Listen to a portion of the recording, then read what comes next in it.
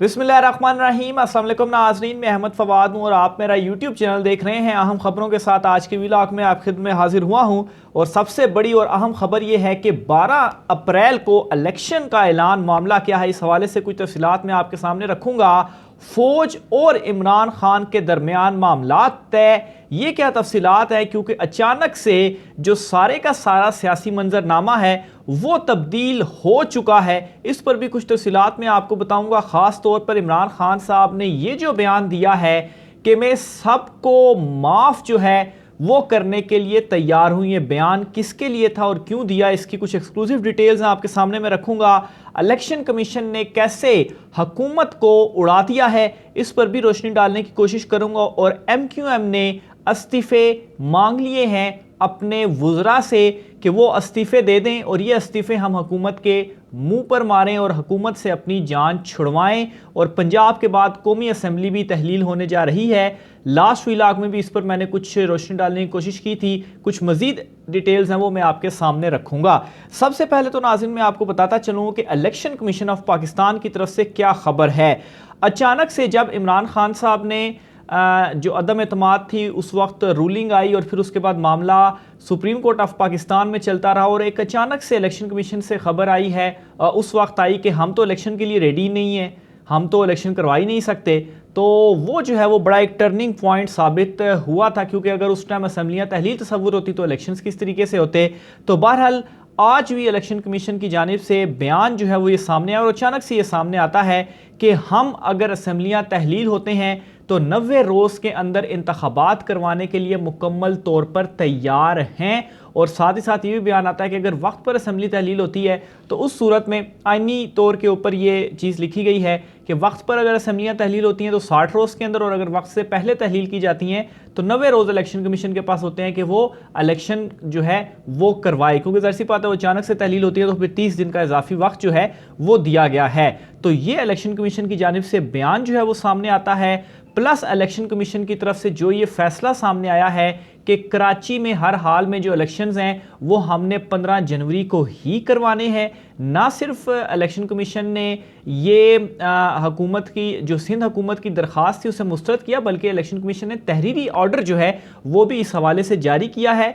और जो सूबाई इलेक्शन कमीशन है उसको तमाम तरह इंतजामात की तैयारी और राब्ते सिक्योरिटी के हवाले से करने की भी हिदायत जो है या हुक्म जो है वो जारी किया गया है। प्लस इलेक्शन कमीशन ने ये किया है कि कराची बल्दियाती इलेक्शंस के लिए जो सामान की तरसील है इसका अमल भी शुरू कर दिया है, क्योंकि आज 13, कल जो है वो 14 तारीख होगी और परसों 15 तारीख को इलेक्शन जो है पोलिंग सुबह 8 बजे शुरू हो जाएगी। तो इसके लिए ज़रूरी है कि अभी से जो तरसील का अमल है वो शुरू किया जाए और कल ये तरसील का अमल भी मुकम्मल कर लिया जाए। और साथ ही साथ सिंध में जो स्कूलों की छुट्टियां हैं वो भी दे दी गई हैं 2 दिन, हफ्ता और इतवार खैर वैसे भी छुट्टी होती है, लेकिन ये जो तैयारी है वो इलेक्शन कमीशन की तरफ से मुकम्मल कर ली गई है। और सिंध हुकूमत का ये जो नोटिफिकेशन उन्होंने वापस लिया था उस इकदाम को उन्होंने नहीं माना। अब इससे इम्पैक्ट क्या पड़ा है हुकूमत के ऊपर वो मैं आपके सामने रखता हूं। मामला कुछ इस तरीके से है कि MQM को अब यहां पर एक बहाना मिल गया है कि वो हुकूमत से अलहदा हो। MQM बड़े अरसे से ये कह रही थी और मैं भी बार बार व्लॉग में आपको बता रहा था कि MQM जो है वो ये कह रही है कि हम हुकूमत से अलहदा हो जाएंगे। और हमारे नाजरीन अक्सर जो हमें रेगुलर सुनते हैं वो पूछते भी थे कि आप ये कह तो रहे हैं कि MQM हुकूमत से अलहदा हो जाएगी, लेकिन वो दिन कब आएगा, MQM कब अलहदा होगी। तो वो वक्त जो है वो आने जा रहा है, क्योंकि MQM की जानिब से मीटिंग्स जो हैं वो शुरू की जा चुकी हैं। एक अहम मीटिंग हो भी गई है और एक और अहम मीटिंग आज रात को ही तलब की गई है। और MQM ने मीटिंग इसलिए तलब की है क्योंकि वो नहीं चाहते थे कि 15 तारीख को इलेक्शन हो। सिंध हुकूमत बज़िद रही और उसने जो है वो पहले इलेक्शंस को मुलतवी नहीं किया, लेकिन एट द एंड जब उनको हुकूमत जाती हुई नज़र आई, वफाकी हुकूमत ज़ाहिर सी बात है वो हिस्सा है इसका, तो एंड टाइम पे उन्होंने नोटिफिकेशन वापस ले लिया। लेकिन यहाँ पर इलेक्शन कमीशन जो है वो अड़ गया और उन्होंने कहा कि नहीं। अब इलेक्शन कमीशन क्यों अड़ा ये भी आगे चलकर इसकी भी जो डिटेल्स हैं वो भी मैं आपके सामने जो है वो रखूंगा, लेकिन पहले ये मामला मैं आपके सामने क्लियर करता चलूँ। अब इसमें हुआ क्या कि 15 जनवरी को इलेक्शन होंगे तो MQM को बहाना मिल गया जी कि हमने तो हुकूमत से कहा था कि आपने इलेक्शन नहीं करवाने और आपने कोई हमसे वादे पूरे नहीं किए। तो एक तो मीटिंग के अंदर जो अभी हो चुकी है उसमें इनके अपने लोगों ने इनसे कहा है कि ठीक है आपको हुकूमत से अलहदा हो जाना चाहिए और इस फैसले के ऊपर इस वक्त गौर भी किया जा रहा है कि हम हुकूमत से कब अलहदा हों।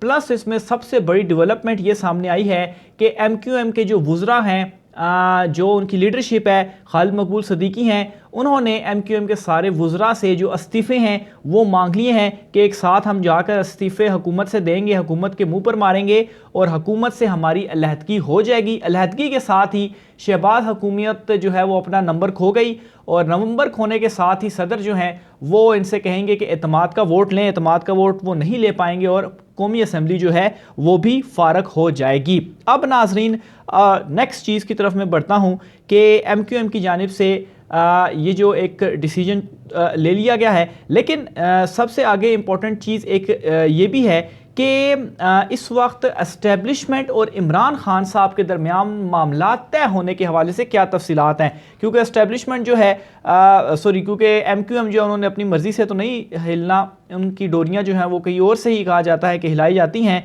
बहरहाल दो बयान हैं जो कि मैं आपके सामने रखूंगा, इसके ऊपर आपने बड़े गौर से सुनना है। एक, इमरान खान साहब कहते हैं कि मैं सबको माफ़ करने के लिए तैयार हूं, एस्टेब्लिशमेंट के बगैर मुल्क जो है वो आगे नहीं चल सकता। इसका मतलब ये है कि किसी न किसी लेवल पर जो कुछ मामलात हैं वो जो है वो पॉजिटिविटी की तरफ गए हैं और इमरान खान साहब जो है वो एस्टेब्लिशमेंट के हवाले से जो उनका मौक़िफ़ था उससे वो साइड पर हुए हैं। और ये इमरान खान साहब ने जो बयान दिया है कि सबको माफ़, सबसे मुराद ऐसी बात है एस्टेब्लिशमेंट के हवाले से भी उन्होंने बयान दिया, जर्नलों के हवाले से भी इसमें जो है वो चीज़ आ गई कि मैं सब जर्नलों को भी माफ़ करने के लिए तैयार हूँ और एस्टेब्लिशमेंट के बगैर मुल्क आगे नहीं चल सकता। और इसके अलावा नाजरीन एक और चीज़ की तरफ आप आएँ, मोहम्मद मालिक साहब हैं, उन्होंने भी जो है वो एक टीवी इंटरव्यू के दौरान ये बात कही। प्लस ज़फ़र हिलाली साहब हैं, उनकी तरफ से भी इसी तरह का तज्ज़िया जो है वो सामने आया, इसी मामले के ऊपर सामने आया कि एस्टेब्लिशमेंट ने, लगता है ऐसे है कि एस्टेब्लिशमेंट ने अपना हाथ खींच लिया है,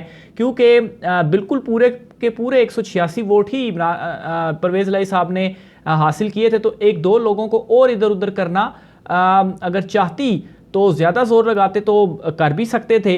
तो लग इस तरह से रहा है कि एस्टेब्लिशमेंट ने अपना हाथ जो है वो खींच लिया, इसी वजह से ये चीज़ भी हो गई। और दूसरे नंबर पर MQM के हवाले से भी ये चीज़ जो है वो अब सामने आ रही है। प्लस नाजरीन एक और तरफ ज़फ़र हिलाली साहब ने इशारा किया कि जो सऊदीया में इस वक्त इंपॉर्टेंट एक मुलाकात भी कुछ दिन पहले हुई, तो वहाँ से भी ये पैगाम आया कि जब तक कोई स्टेबल हुकूमत नहीं आती हम जो है वो इन्वेस्टमेंट नहीं करेंगे, यानी कि वहाँ से भी इलेक्शन का ही जो पैगाम है वो आया। तो सारी सूरत हाल के ऊपर इस वक्त जो एस्टेब्लिशमेंट थी, ज़ाहिर सी बात है उनकी तरफ भी कोई, उनकी जानिब से भी कोई ना कोई अहम स्टेप जो है वो लिया जाना था। तो ये नाज़रीन एक मेरा भी इस पर मैं आपके सामने जो तज्ज़िया है वो रखूँगा। और ख़ास तौर पर और सारी चीज़ों को अगर आप छोड़ दें, ये जो बयान है इमरान खान साहब का, ये प्रूफ के लिए भी आप रख सकते हैं सामने कि इमरान खान साहब ने कहा कि सबको माफ़ करने के लिए तैयार हूँ, एस्टेब्लिशमेंट के बगैर मुल्क नहीं चल सकता। इसका मतलब है कि कहीं ना कहीं जो चीज़ें हैं वो इस वक्त कुछ ना कुछ लेवल के ऊपर तय हुई हैं। अब मैं आता हूँ कि अप्रैल में इलेक्शंस के हवाले से। अब नाजरीन एक चीज़ तो आप जहन में रखें कि जब भी असम्बलियाँ तहलील होंगी 3 माह के अंदर इलेक्शंस जो हैं वो होंगे। एक तो पंजाब असम्बली तहलील हो चुकी है, वज़ीर आज़म प्लस जो गवर्नर हैं पंजाब, उनकी मुलाकात हुई और उस मुलाकात में तजवीज़ भी दी गई है कि हम कल जो है वो असम्बलियाँ तहलील करने की जो समरी है परवेज़ इलाही की उसे मंजूर कर लेते हैं। अगर वो नहीं भी करते तो 10:10 पर वैसे ही जो है वो असम्बलियाँ तहलील हो जाएंगी और इस सूरत में अप्रैल में ही इलेक्शन होगा और ये तजवीज़ भी दी गई है। और वैसे भी चूँकि 12 अप्रैल को ये अनाउंसमेंट की गई थी, तो 12 अप्रैल या 11 अप्रैल मैं थोड़ा भूल रहा हूँ तारीख, लेकिन 12 अप्रैल को जो है वो ऑटोमेटिकली जो डेट है इलेक्शंस की वो ख़त्म हो जाएगी। तो 12 अप्रैल से पहले अप्रैल के महीने में जो इलेक्शंस हैं वो पंजाब में करवाने पड़ेंगे। प्लस जहाँ तक बात है वफाक की, वफाक में अगर असम्बलियाँ भी तहलील होती हैं तो इसके 3 माह आगे लगा लें। इलेक्शन कमीशन ने खुद बयान दे दिया है 90 रोज़ के अंदर वो इलेक्शंस करवाएंगे, तो 3 माह यानी कि अप्रैल, तो कौमी असम्बली के भी अप्रैल में, और फिर इस तरह से पूरे मुल्क में जो आम इंतखाबात हैं वो अप्रैल में होने जा रहे हैं। तो ये नाजरीन जो है वो आज की अहम तरीन तफसीलात थी। इस पर नाजरीन एक और भी मैं अपडेट आपको चीज़ जो है वो करता चलूँ कि राना सनाउल्लाह ने यह बयान दिया है कि निगरान वज़ीर आला के हवाले से हम जो है वो मुशावरत नहीं करेंगे।